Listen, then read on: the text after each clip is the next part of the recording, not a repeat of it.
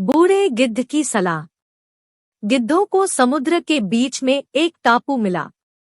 खाने पीने का सामान था और किसी परभक्षी की चिंता करने की कोई बात नहीं थी। वे वहां बहुत खुश थे। उस झुंड में अधिकांश गिद्ध युवा थे और उन्हें एहसास हुआ कि उन्हें इस द्वीप पर हमेशा के लिए रहना होगा। तो उन्हें यहाँ से कहीं नहीं जाना चाहिए, क्योंकि ऐसा आरामदेह ठिकाना और कहीं नहीं मिलेगा। लेकिन उन सब के बीच में एक बूढ़ा गिद्ध भी था। वह जब युवा गिद्धों को देखता तो चिंता में पड़ जाता।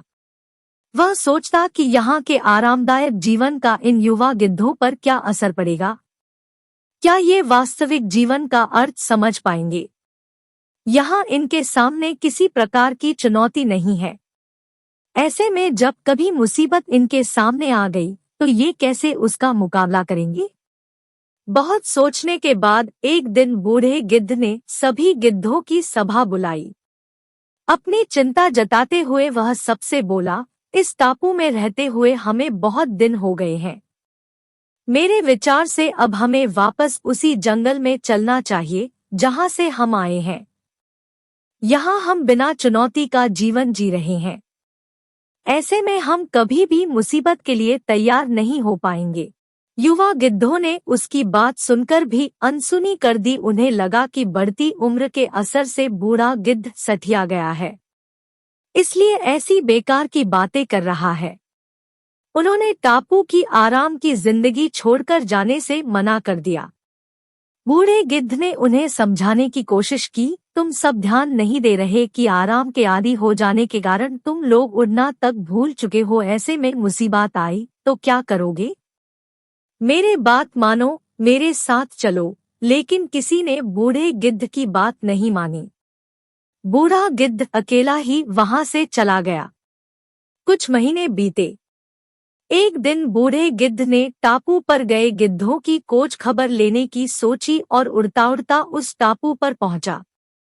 टापू पर जाकर उसने देखा कि वहां का नजारा बदला हुआ था। जहां देखो वहां गिद्धों की लाशें पड़ी थी। कई गिद्ध लहूलुहान और घायल पड़े हुए थे। हैरान बूढ़े गिद्ध ने एक घायल गिद्ध से पूछा, ये क्या हो गया? तुम लोगों की ये हालात कैसे हुई? घायल गिद्ध ने बताया, आपके जाने के बाद हम इस टापू पर बड़े मजे की जिंदगी जी रहे थे। लेकिन एक दिन एक जहाज यहाँ आया।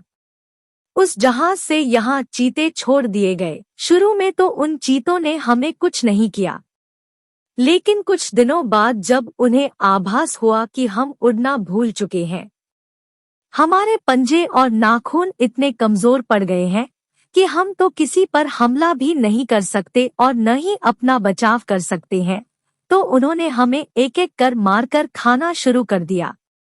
उनके ही कारण हमारा ये हाल है।